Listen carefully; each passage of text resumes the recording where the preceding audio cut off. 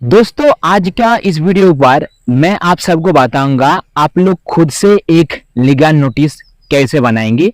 बहुत सारा ऐसा लोग होता है जो लोग खुद से लीगल नोटिस को बनाना चाहते हैं, मतलब ना ही वो लोग एडवोकेट के साथ मिलना चाहता है, ना ही किसी एडवोकेट का हेल्प लेना चाहता है, लेकिन आप लोग खुद से एक लीगल नोटिस बना के भेज सकते हो। ये भी वैलिड होता है क्योंकि एडवोकेट एक्ट 1961 सेक्शन 32 हम लोगों को ये पावर देते हैं।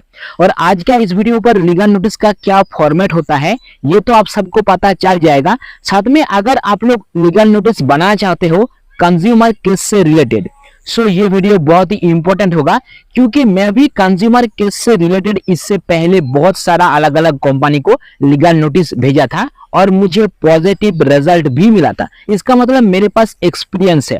लीगल नोटिस किस प्रकार से बनाया जाता है, किस प्रकार से उसका फॉर्मेट रहता है, ये जानकारी आप लोगों को मिल जाएगा। आप लोग बिना किसी एडवोकेट के, बिना किसी लॉयर का या फिर बिना किसी बैरिस्टर का हेल्प लेते हुए लीगल नोटिस बना के भेज सकते हो। चलिए दोस्तों वीडियो को शुरू करते हैं। सो यार लीगल नोटिस बनाने के लिए सबसे पहले आप लोग कोई भी एक वर्ड प्रोसेसिंग एप्लीकेशन या फिर वर्ड प्रोसेसिंग सॉफ्टवेयर पर आ जाएंगे, जैसे कि MS वर्ड होता है, उसके अलावा MS ऑफिस होता है, PDF मेकर होता है। इस प्रकार का तमाम एप्लीकेशन और सॉफ्टवेयर आप लोगों को मिल जाएगा, ठीक है। सो ऊपर में दाएं तरफ आप लोगों को सबसे पहले डेट डालना पड़ेगा, कंप्लीट डेट डालेंगे, ठीक है। उसके बाद बीच में आप लोग लिखेंगे लीगल नोटिस।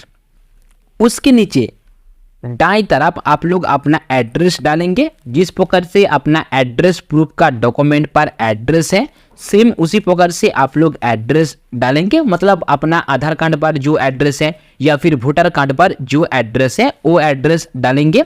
और उसके नीचे आप लोग अपना कॉन्टैक्ट डिटेल्स देंगे, ईमेल भी देंगे, साथ में मोबाइल नंबर देंगे। उसके अलावा अगर कोई ऑल्टरनेटिव मोबाइल नंबर है, मतलब 2 मोबाइल नंबर है या फिर उससे ज़्यादा मोबाइल नंबर है, सो मेरा रेकमेंड रहेगा आप लोग कम से कम 2 मोबाइल नंबर को जरूर दीजिए, ठीक है। सो इतना करने के बाद आप लोग आ जाएंगे नीचे और अभी बाएं तरफ आप लोग जिसको लीगल नोटिस भेज रहे हो उसका एड्रेस डालेंगे। जैसे कि मेरा जो केस है उसमें मैंने मीशो का कंप्लीट एड्रेस डाला हूं, जो कि मीशो का ऑफिशियल वेबसाइट पर मेंशन है, ठीक है। उसके बाद नीचे आएंगे, इसी जगह पर बीच में आप लोग लिखेंगे सब्जेक्ट पर लीगल नोटिस। ज़्यादा कुछ लिखने का जरूरत नहीं है, लीगल नोटिस लिखेंगे। नीचे क्या लिखेंगे, रिस्पेक्ट सर स्लैश मैडम, क्योंकि आपको पता नहीं है ये जो लीगल नोटिस है कौन रीड करने वाला है, इसीलिए सर और मैडम दोनों मेंशन करेंगे। उसके नीचे लिखेंगे माई सेल्फ, उसके बाद अपना पूरा नेम डालेंगे।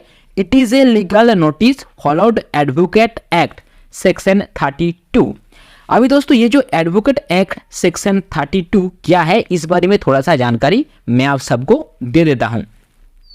एडवोकेट एक्ट 1961 सेक्शन 32 इसमें हर एक इंडिविजुअल को ये पावर देते हैं कि भाई साहब अगर आपके पास कोई लॉ का डिग्री नहीं है, लॉ का कोई हाई लेवल का एजुकेशन नहीं है, ना ही लॉ का कोई सर्टिफिकेट है, लेकिन अगर आपके पास लॉ का सही नॉलेज और कुछ एक्सपीरियंस है, सो आप लोग खुद का केस या फिर दूसरे किसी का केस को लेके एज ए एडवोकेट के तरह केस लड़ सकते हो। उसके बाद आपके साथ जो भी हुआ है उसको लिखेंगे पॉइंट वाइज, जैसे कि मैंने लिखा हूं 1 number point, 2 number point, 3 number point, मतलब आप लोगों को पॉइंट वाइज मेंशन करना पड़ेगा। जैसे कि मैंने 1 नंबर पॉइंट पर क्या लिखा था कि मैंने मीशो का एप्लीकेशन से कांजीवरम सिल्क साड़ी बाई किया था, जिसका अमाउंट था 804 रुपीज़। मैं ऑर्डर आईडी और सब ऑर्डर आईडी को भी मेंशन किया हूं और कौन सा डेट पर मैंने ऑर्डर प्लेस किया था वो डेट भी डाला हूं। 2 नंबर पॉइंट पर मैंने ये मेंशन किया हूं कि 4 अक्टूबर को मुझे रॉन्ग प्रोडक्ट रिसीव हुआ था। 3 नंबर पॉइंट पर यह भी मेंशन किया हूं डैमेज और रॉन्ग प्रोडक्ट एलिजिबल है रिटर्न के लिए और रिफंड के लिए, जो कि मीशो ऐप पर मेंशन था। 4 नंबर पॉइंट पर मैंने ये भी लिखा हूं कि मेरे पास वीडियो का एविडेंस है, क्योंकि मैं पार्सल को जब अनबॉक्सिंग कर रहा था मैंने लाइव वीडियो भी बनाया था। 5 नंबर पर मैंने ये मेंशन किया हूं सेम डे पर मैं रिटर्न के लिए रिक्वेस्ट दिया, लेकिन कोई भी पिकअप करने वाला नहीं आया। उसके बाद यहाँ पर पहला वाला जो पेज है वो एंड होता है। और हाँ दोस्तों, पेज नंबर देना बिल्कुल ना भूले। जैसे कि ये जो लीगल नोटिस है ये 2 पेज का है। सो 2 में से 1 पेज यहाँ पर खत्म होता है और 2 में से 2 पेज यहाँ से शुरू होता है। ठीक है, चलिए अभी हम लोग आ जाते हैं 2 नंबर पेज पर।